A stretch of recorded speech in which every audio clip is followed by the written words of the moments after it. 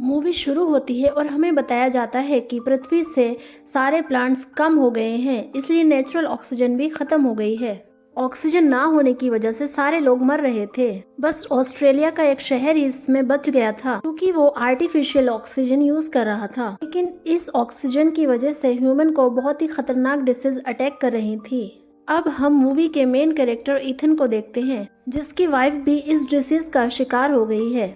इसलिए ईथन अपनी वाइफ को बेस्ट क्वालिटी ऑक्सीजन देने की ट्राई कर रहा था और इस टाइम ऑक्सीजन के लिए भी पे करना पड़ता था। और ऑस्ट्रेलिया में भी जो लोग बचे हुए हैं वो एक खास कॉरपोरेशन की वजह से बचे हुए हैं, क्योंकि वो कॉरपोरेशन आर्टिफिशियल ऑक्सीजन बनाती है। अब हम देखते हैं कि ईथन को रिजिना ने अपने ऑफिस बुलाया है। रिजिना ऑक्सीजन बनाने वाली कंपनी की सीईओ एक रिसर्चर थी। वो ईथन को अपने पास बुलाकर बताती है कि दुनिया में अगर इसी तरह ये बीमारी फैलती रही तो सारी दुनिया बहुत जल्दी खत्म हो जाएगी, और वो कहती है कि एक तुम ही हो जो इस दुनिया को बचा सकते हो। ईथन उसकी बातों से बहुत कंफ्यूज हो जाता है, इसलिए रिजिनिया उसको एक लैब लेके जाती है। ईथन के साथ उसका एक फ्रेंड भी था और लैब में जाने के बाद उन्हें एक टाइम मशीन दिखाई जाती है और यहाँ ईथन को बताया जाता है कि ये टाइम मशीन उसके फादर ने बनाई है। और रिजिनिया कहती है कि इस मशीन को सिर्फ तुम ही चला सकते हो, क्योंकि तुम्हारे हाथ में इस मशीन का एक पार्ट उस वॉच की शक्ल में है जो तुम्हारे डैड ने तुम्हें दी थी। इसके बारे में सुनते ही ईथन को याद आता है कि जब बचपन में उसके डैड ने उसे ये वॉच दी थी तो उसके हाथ से ब्लड निकलने लगा था और वॉच उसी के हाथ में फिक्स हो गई थी।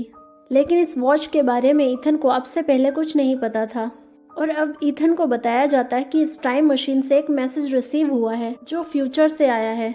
मैसेज में तुम्हें 400 साल आगे यानी फ्यूचर में भेजने की बात हो रही है।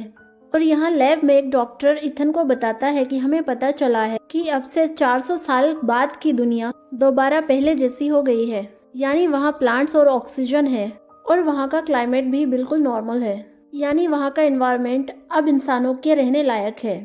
और वो कहते हैं कि तुम्हें तुम्हारे फादर के एक्सपेरिमेंट के अकॉर्डिंग तुम्हें वहाँ जाना चाहिए और वहाँ से प्लांट और ऑक्सीजन को कलेक्ट करके यहाँ लाना है, यानी फ्यूचर से ऑक्सीजन और प्लांट कलेक्ट करके पास्ट में भेजोगे, जिससे हम दोबारा यहाँ लाइफ स्टेबल कर लेंगे। ईथन को लग रहा था कि ये सब लोग मिलके उसके साथ कोई गेम खेल रहे हैं, और अगर ऐसी सिचुएशन सच में है भी तो ईथन वहाँ नहीं जाना चाहता था क्योंकि उसकी वाइफ बीमार थी। लेकिन साइंटिस्ट को लगता था कि अगर ईथन सच में वहाँ चला जाए तो इस वर्ल्ड को ठीक कर सकते हैं। और अब ईथन का फ्रेंड जो उसके साथ था उससे फ्यूचर में जाने के लिए मना रहा था, लेकिन ईथन नहीं जाना चाहता था क्योंकि वो अपने फादर जैसा नहीं बन सकता, जो अपने प्रोजेक्ट के लिए ईथन और उसकी मदर को छोड़कर चले गए थे। और ईथन अपने फादर की तरह अपनी वाइफ को छोड़कर नहीं जाना चाहता था। अब उसका फ्रेंड उसको समझाता है कि तुम्हारी वाइफ बीमार है और उसको ठीक करने का सिर्फ एक यही तरीका है कि तुम फ्यूचर में जाके प्लांट्स और ऑक्सीजन यहाँ लेकर आओ, जिससे यहाँ का एनवायरनमेंट ठीक हो जाएगा और तुम्हारी वाइफ भी ठीक हो जाएगी।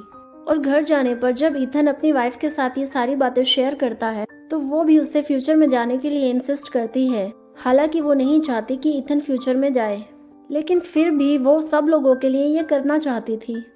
अब बहुत सोचने के बाद ईथन नेक्स्ट मॉर्निंग रिजिना के पास जाता है।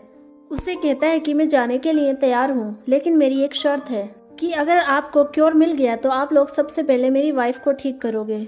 और रिजिना इस बात पर एग्री हो जाती है और अब ईथन की फ्यूचर में जाने की तैयारी शुरू हो जाती है, जहाँ लैब में ईथन को एक सूट दिया जाता है जो मशीन में जाने से पहले पहनना था।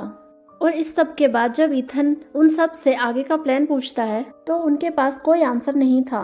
उनको नहीं पता था कि ईथन को फ्यूचर में कौन मिलेगा और वो वापस कैसे आएगा, और यहाँ तक कि उनको ये भी बिलीव नहीं था कि ईथन प्लांट्स को यहाँ तक ला पाएगा कि नहीं। लेकिन ईथन को अब तो जाना ही था। और इसके बाद ईथन को एक डिवाइस दी जाती है जो ईथन को पास्ट से कनेक्टेड रखेगी। फाइनली ईथन मशीन में बैठ जाता है और वो लोग टाइम सेट करके मशीन को ऑन कर देते हैं। और अब मशीन ऑन होने के बाद रेडियो रेज का एक ब्लास्ट होता है, जिससे मशीन के अंदर ईथन बहुत तेजी से मूव कर रहा था। अब ईथन फ्यूचर में आते हुए एक अननोन जंगल में आकर गिर जाता है। तेज हवा की वजह से ईथन के सूट को आग लग जाती है, जिसे वो बाहर आकर उतार देता है। अब इस सब के बाद वो अपने इर्द गिर्द देखता है, जहाँ ये दुनिया दोबारा पहले जैसी हो गई थी। ईथन अब नेचुरल ब्यूटी और ऑक्सीजन को एंजॉय कर रहा था। अब थोड़ा आगे जाने पर उसे एक कंकाल नजर आता है जिसके हेड पर बुलेट का एक निशान था। अब वो उस कंकाल की ड्रेस के नाम पढ़ता है तो वो बहुत ही ज्यादा परेशान हो जाता है क्योंकि वो उसी का कंकाल था। और अब ईथन को वो डिवाइस भी मिलती है जैसी डिवाइस वो साइंटिस्ट ने उसको दी थी। ये सब देखकर ईथन बहुत ज्यादा डर गया था और उसे अब कुछ समझ नहीं आ रहा था क्योंकि उस कंकाल के हाथ में भी सेम वॉच थी, फर्क सिर्फ लाइट का था। उस कंकाल की वॉच में ग्रीन लाइट थी और ईथन की वॉच में रेड लाइट थी और ये चीज उसे थोड़ा सा कंफ्यूज कर रही थी। और ये सब देखते हुए रात हो जाती है और ईथन रात गुजारने के लिए फायर बनाता है और खाने के लिए कुछ बेरीज कलेक्ट करता है, पर ये बेरीज पॉइजनस थी जिससे ईथन की तबीयत खराब हो जाती है और ईथन बेहोश हो जाता है। और ईथन की तबीयत के बारे में उस डिवाइस की हेल्प से लैब में पता चल जाता है।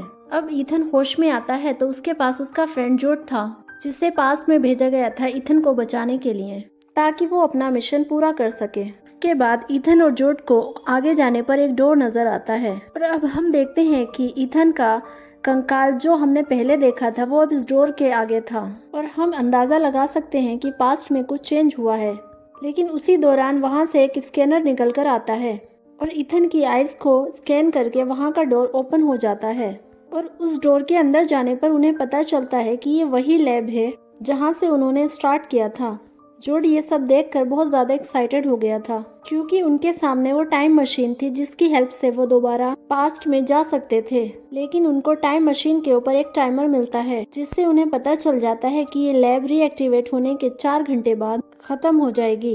इस सिस्टम को ऐसे डिजाइन किया गया था ताकि इस सिस्टम का कोई गलत फायदा ना उठा सके। यहाँ ईथन एक होलोग्राम ऑन करता है जहाँ उसके फादर ने इस प्रोजेक्ट की डिटेल बताई हुई थी और अब उन्हें जल्दी जल्दी अपना काम फिनिश करना था, ऑक्सीजन और प्लांट्स को कलेक्ट करके वापस जाना था।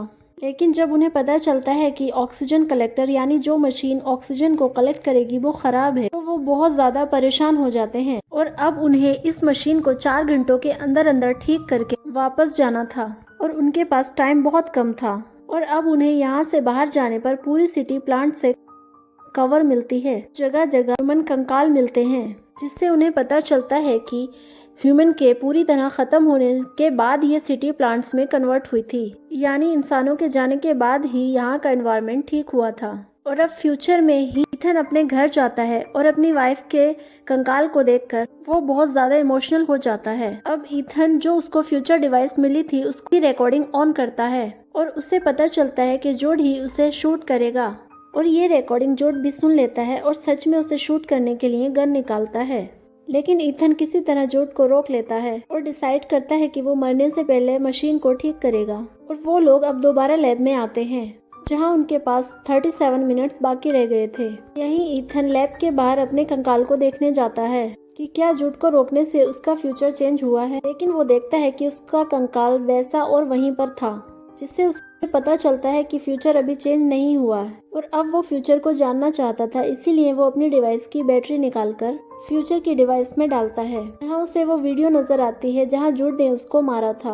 और अब ये देखकर जुड उसे समझाता है कि हमारे बचने के चांस वैसे भी नहीं है और हम ऑक्सीजन कलेक्टर को ठीक करेंगे तो बहुत ज्यादा टाइम वेस्ट हो जाएगा, हमें उससे पहले ही इस टाइम मशीन में बैठकर वहाँ चले जाना चाहिए। लेकिन ईथन उसकी बात ना मानते हुए उसे एक रूम में लॉक कर देता है और लैब में आकर अपने फादर का होलोग्राम ऑन करता है। और ये होलोग्राम उस दिन का था जिस दिन उसके फादर की डेथ हुई थी।